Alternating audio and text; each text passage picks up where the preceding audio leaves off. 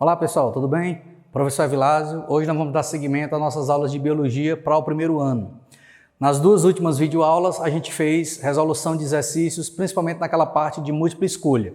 Aí agora, a nossa videoaula de hoje, nós vamos dar uma ênfase nas questões subjetivas, né? Que nós vamos ter no caderno 1, né? Peguem aí o caderno 1 de vocês, na página 124 e 125, relacionadas ao processo de desenvolvimento embrionário, tá certo? Bom, como as questões são subjetivas, eu vou dar aqui, durante a videoaula, as respostas que eu acredito que sejam as corretas para que vocês possam anotar aí. Só que algumas questões, elas pedem informações pessoais, ou seja, elas pedem que você coloque com suas palavras, né, aquilo que você vai visualizar ou aquilo que você acredita que seja a resposta correta. Então, o ideal é que antes de você começar a visualizar a nossa videoaula de hoje, o ideal seria você tentar responder as questões de número 25, 26 e 27 da página 124 e 125. Após tentar resolver essas questões, vocês confiram a partir de agora a resolução dessas questões e façam a comparação com as respostas de vocês. Muitas vezes, a minha resposta pode coincidir com a sua resposta, ou a minha pode estar incompleta e a sua talvez mais completa, ou o contrário, tá certo? O importante é que a gente fique nessa interação para que você encontre a melhor resposta para cada uma das alternativas, tá certo? Lembrando, nem sempre aquilo que você escreve com suas palavras está totalmente errado. Pode estar incompleto ou pode simplesmente não fazer parte da sua resposta, tá ok? Então, tentem resolvê-las primeiro, página 124 e 125, e aí, com essa resolução feita, você agora continua assistindo a nossa videoaula para que você possa fazer a resolução das questões e fazer a correção delas, tá ok? Bom, pegando então o material de vocês, na página 124, nós temos exatamente a questão de número 25, onde ele coloca um esquema de um desenvolvimento de dois tipos de seres vivos. No esquema A, ele coloca o desenvolvimento de um anfioxo, né, que é um vertebrado. No esquema B, ele coloca também o desenvolvimento de outro vertebrado, que seria o anfíbio, tá certo? Então você tem no esquema A o desenvolvimento de um anfioxo e no desenvolvimento B você tem o desenvolvimento de um anfíbio, como por exemplo um girino, né, um sapo. E ele diz a seguinte pergunta: as sequências de figuras abaixo representam estágios de desenvolvimento inicial do anfioxo, que é o A, e do anfíbio, que é o B. Então, pessoal, pelo que vocês podem analisar pelo esquema, o que é que vocês estão observando? Que o esquema da letra A, né, o item A, no caso, o esquema que está desenhado, ele apresenta um desenvolvimento embrionário que após a terceira clivagem, as células elas apresentam mais ou menos um tamanho semelhante, mas com uma pequena diferença no polo vegetativo. Então você tem um polo vegetativo, você tem um polo animal, né, com as células apresentando uma leve diferença de tamanho. Já no esquema B, o que é que vocês estão observando? Que após o terceiro processo de clivagem, as células já apresentam uma diferença de tamanho bastante acentuada. Então você tem, por exemplo, numa dos polos, células muito pequenas, que seriam micrômetros, e na parte inferior, células maiores, que seriam os macrômetros. Então a questão ela pede justamente para você estabelecer quais são as diferenças que ocorrem no processo A e B. E aí você tenta explicar como é que seriam essas diferenças. Bom, para resolver essa questão, você primeiro precisa fazer uma revisão nos tipos de ovos, né? Durante aquela primeira parte inicial, onde nós falamos aqui sobre a formação da mórula, da blástula, da gástula, até chegar em neurula. Essas primeiras divisões ou clivagens, elas são determinantes para saber qual é o tipo de segmentação que esse animal vai seguir. Se ele vai ser uma segmentação holoblástica ou se ele vai ser uma segmentação meroblástica.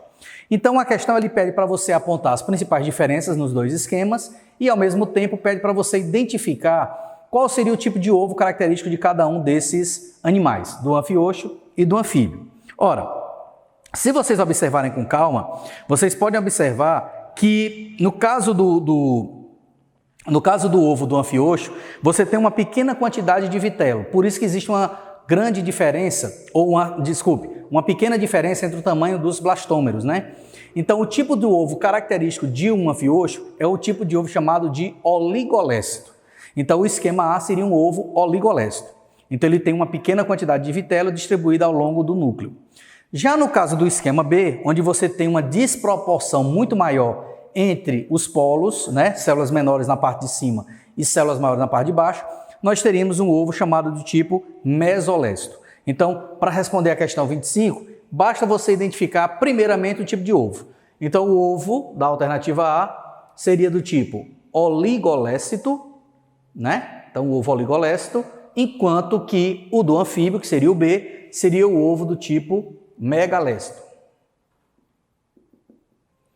Bom, sabendo agora a distinção entre os dois tipos de ovos, desculpe, na verdade não é megalécito, desculpe pessoal, é mesolécito, fazendo aqui uma correçãozinha, a escrita ficou diferente da minha informação, é o mesolécito. Então, se você agora sabe o tipo de ovo, dá para você saber exatamente qual é o tipo de clivagem que ele vai sofrer. Então, se vocês observarem, o oligolécito, ele tem uma clivagem do tipo holoblástica, enquanto que o mesolécito vai ser uma clivagem do tipo meroblástica. Então, para você colocar aí como sua resposta, basta você citar que o ovo do esquema A é oligolécito, clivagem do tipo holoblástica, enquanto que o ovo do animal B, que é um anfíbio, é do tipo mesolécito, a clivagem do tipo meroblástica. Então, com essas duas informações, você consegue resolver a questão de número 25, ok? Bom, seguindo então o exercício, na questão de número 26 é feita a seguinte pergunta. Os esquemas a seguir representam dois momentos de embriogênese do anfioxo, o primeiro em corte longitudinal e o segundo num corte transversal. Lembrando que longitudinal é aquele que acontece ao longo da segmentação, né, da parte anterior à parte posterior do corpo, enquanto que a transversal é aquele que acontece de um lado ao outro, direito e esquerdo, tá certo? Então a longitudinal, ela vai no sentido do comprimento, enquanto que a transversal vai no sentido aqui da partir o animal ao meio, né, no corpo. Bom, então o esquema número 1, ele coloca aí um desenho característico, onde você tem aí algumas setas, né? Ele coloca aí região anterior, região posterior. Observe que a abertura está voltada para a região posterior, né? Aí ele coloca no esquema A1, B1, C1 e D1. Algumas setinhas aí que com certeza vai ser isso que ele vai perguntar para você que seria. Já no esquema de número 2, ele coloca a divisão aí entre região dorsal na parte de cima, região ventral na parte de baixo. E aí ele aponta algumas estruturas, de A2 até F2. Então, A2, B2, C2, D2, E2 e F2. Tá ok? Então, o primeiro um corte longitudinal e o segundo um corte transversal. Aí vamos às perguntas. Ele divide, na verdade, a questão 26, ela divide em dois tipos de pergunta. A primeira pergunta, ela está relacionada ao esquema 1, né? As duas primeiras perguntas ao esquema 1 e as outras 3 perguntas relacionadas ao esquema 2. Então, a letra A do esquema 1 diz o seguinte: em que fase de desenvolvimento se encontra o embrião representado? Bom, pessoal, para saber qual é a fase de desenvolvimento, basta você observar o desenho com calma. Se você observar, observe que a parte da camada, que era para ser arredondada, ela já está invaginando, formando esse arcabouço interno, que a gente chama de blastocele. Então, se você tem a blastocele, você tem o canal que faz a comunicação com o meio externo, que é o que a gente chama de blastóporo. No caso, a blastocele seria a seta C1, enquanto que o blastóporo seria a seta D1. Observe que o blastóporo, que é o D1, está voltado para a região posterior. A região posterior, meus caros, é exatamente a região do ânus, enquanto que a região anterior seria a região da boca. Então, observe que o blastóporo está voltado para a região do ânus. Com certeza, esse animal vai ser um deuterostômio. O blastóporo dele vai dar origem ao ânus, né, que é um vertebrado. Por isso que lá em cima ele diz que o animal é um anfioxo, porque o anfioxo é um vertebrado, certo? Bom, mas aí ele faz a pergunta, quer saber qual é a fase do desenvolvimento embrionário. Ora, se você tem blastocele e tem blastóporo, você está na fase de blástula. Então, na verdade, a resposta aí seria blástula ou... Se você quiser ser mais completo ainda, você pode complementar dizendo que já é o início da gastrulação, porque você já tem exatamente o processo de formação do ânus aí. Então, para ficar mais correto, você pode dizer que esse estágio aí é o final da blástula e o início da gastrulação do indivíduo jovem, tá certo? Então, respondendo a letra A, você tem final da blástula, né? Final da blástula e início da gástrula, porque aí você já vai ter que começar a formar o chamado sistema digestório primordial. Então, gástrula do indivíduo jovem, tá certo?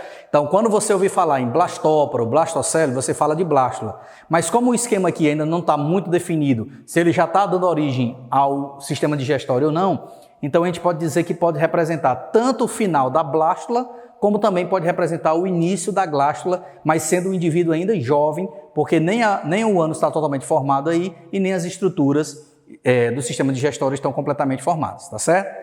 Já na letra B, ele pergunta ainda sobre o esquema 1. Qual é o nome das partes indicadas? Bom, aí se você agora for analisar as partes, a gente já viu que deu para determinar duas partes. A C1, que é a blastocele, e a D1, que é o blastóporo, né? Então, falta determinar ainda quem é o A1 e o B1. O A1 seria a camada de células mais externa. Se você observar, o A1 está apontando para aquela camada de células mais de fora. Então, ela é o ectoderma.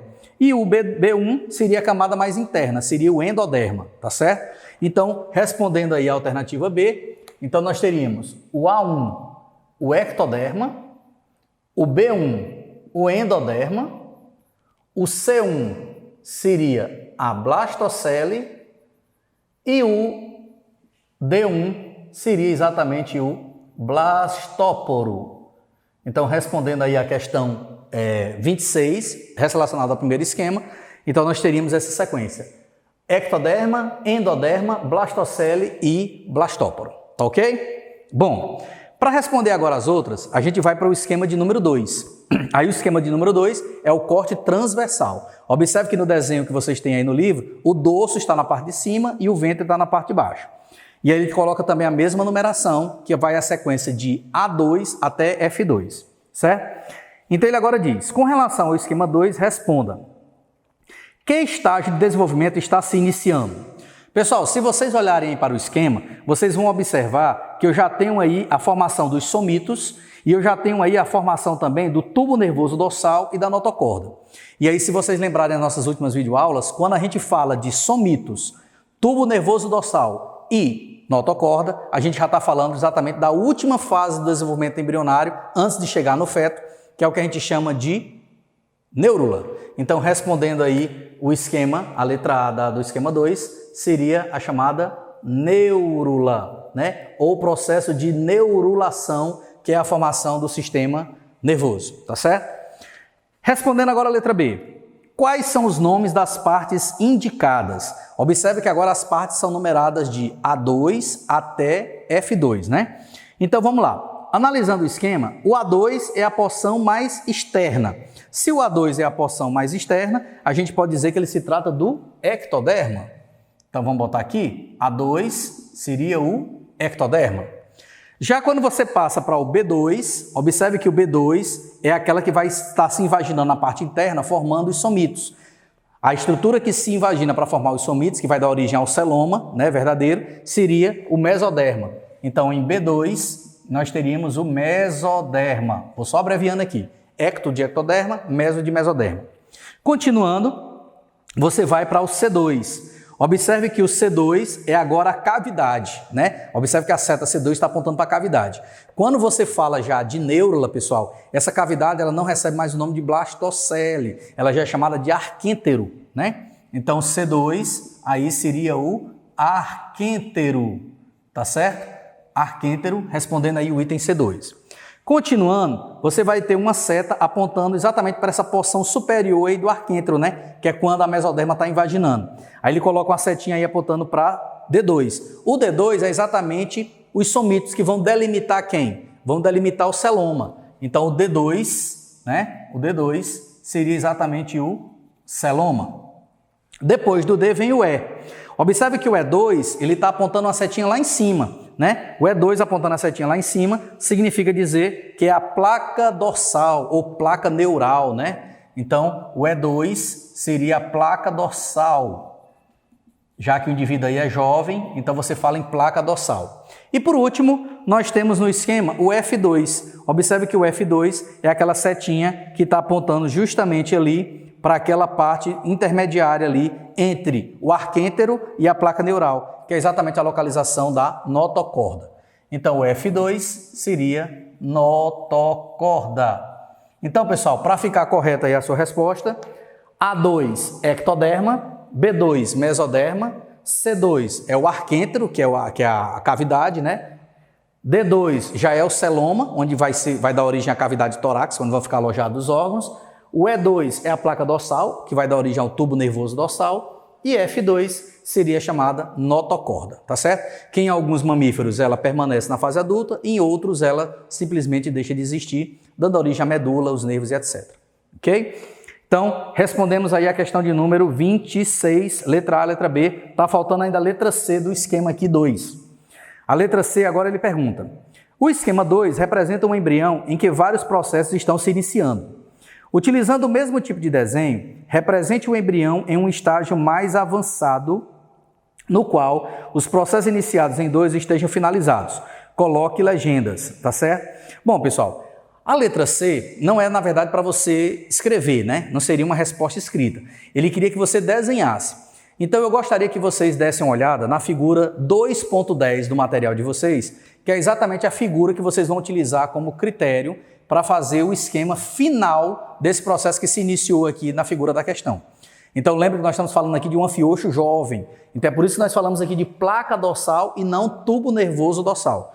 Quando você tiver exatamente a separação, ou seja, o desaparecimento dos somitos, a formação total do celoma, quando você tiver a notocorda totalmente desvinculada da placa neural e quando você tiver a placa dorsal dando origem ao tubo nervoso dorsal, aí você chegou na fase final do desenvolvimento de neurula.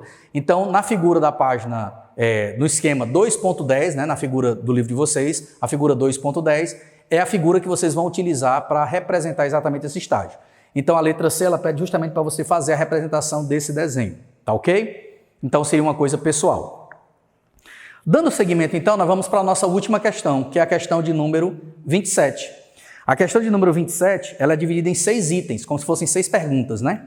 Então, diz assim: localize no capítulo, no item anexos embrionários, as diversas questões apresentadas nos parágrafos do texto. São elas. Então, vamos lá. Cada item, de 1 até o 6, são trechos tirados desse trecho aqui do livro, né, parágrafos do trecho do livro que fala sobre anexos embrionários.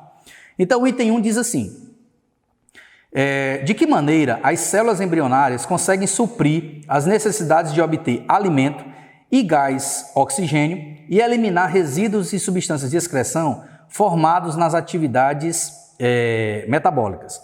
Ora, pessoal, vamos lá. Como é que você... Ele está fazendo aí três, né? Ele faz 3 considerações. Como é que ele faz para se nutrir, como é que ele faz para obter oxigênio e como é que ele faz para excretar os metabólitos. Como a questão fala exatamente sobre anexos embrionários, a gente lembra que a nutrição tem a ver com vitelo, né? Então, para que serve o vitelo, então? O vitelo ele serve para nutrir o embrião. Então, uma das respostas que você poderia dar aí é que, para suprir suas necessidades nutricionais, alimentares, o embrião vai se nutrir do vitelo. Para obter o oxigênio, ele precisa realizar trocas gasosas. E normalmente quem faz essa troca gasosa é uma união entre o córeo e o alantoide, chamado alantocóreo, né? Então você pode ter as trocas gasosas através dessa estrutura. E uma outra consideração que você poderia colocar na questão é quando ele fala sobre a excreção. E aí vocês lembram que para excretar é necessário ter a presença do alantoide. Então a resposta aí ela é pessoal, mas vocês poderiam utilizar esse critério aqui. Vitelo para nutrição. Então a gente vai colocar aqui, ó, nutrição vitelo, né, que é o material nutritivo. Oxigênio, o embrião ele pode retirar do alantocóreo, tá certo? Do alantocóreo, que é uma estrutura relacionada com o processo de respiração embrionária. E por último nós temos a excreção citada aí no texto, que você pode relacionar com o alantoide, né? Já que o alantoide é essa estrutura responsável pelo processo de eliminação de metabólitos. Então, respondemos o item 1. O item 2 diz o seguinte: como se alimentam as células de um embrião de mamífero durante o período de desenvolvimento embrionário geralmente longo, né? Bom, aí nesse caso, quando o desenvolvimento embrionário já é muito longo, diferentemente de alguns animais, como por exemplo na espécie humana são 9 meses, outros mamíferos esse desenvolvimento chega até mais de ano, né? Mais de 12 meses. Então, no caso de mamíferos que apresentam um desenvolvimento embrionário muito longo, a gente lembra que aparece um outro anexo embrionário importante. Qual é esse outro anexo? A placenta. Porque é através da placenta que vai haver a formação do quê? Do cordão umbilical, por onde o embrião vai trocar material com a mãe, né? Então, vai haver a comunicação entre o feto, né? No caso o embrião, e o corpo materno. Então, a estrutura que poderia responder aí a questão 2 seria exatamente o aparecimento da placenta. Então, a placenta que dá essa possibilidade, tá certo? No item 3, ele faz a seguinte pergunta: será que ocorre difusão de gases do ar através da casca do ovo? Bom, boa pergunta. Quando você tem o desenvolvimento de répteis, né, por exemplo, você já tem o desenvolvimento do embrião em ovo com casca. Aí o aluno pode se perguntar: professor, no caso da espécie humana, essa troca de gases pode ser feita pelo cordão umbilical. Mas no caso de um jacaré, por exemplo, ou de uma lagartixa que coloca ovo, como é que é feita essa troca de gases? Bom, pessoal, no caso, a casca, ela apresenta ela é fina, né?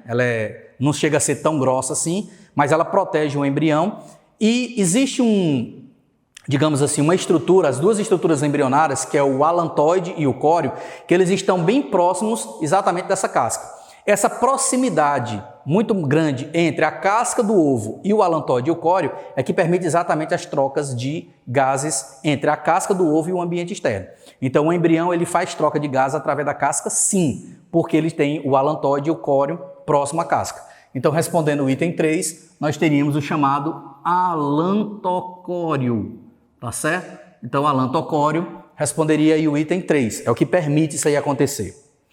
No item 4, ele faz a seguinte afirmação: e um embrião de mamífero cujo desenvolvimento ocorre no útero materno, como é que ele respira? Bom, aí a gente volta normalmente para o item 2, novamente para o item 2. Quando o desenvolvimento embrionário ele é muito extenso, ou quando o desenvolvimento embrionário se processa dentro do corpo da mãe, totalmente dentro do corpo da mãe, é necessária a existência da placenta. É através da placenta que todos os processos irão se desenvolver, né? Então, a excreção vai ser feita pela alantoide, mas tem que passar pela placenta para poder ser eliminado no corpo da mãe. Respiração do mesmo jeito, os nutrientes do mesmo jeito, né? Então, respondendo o item 4, o item mais correto aí também seria a placenta.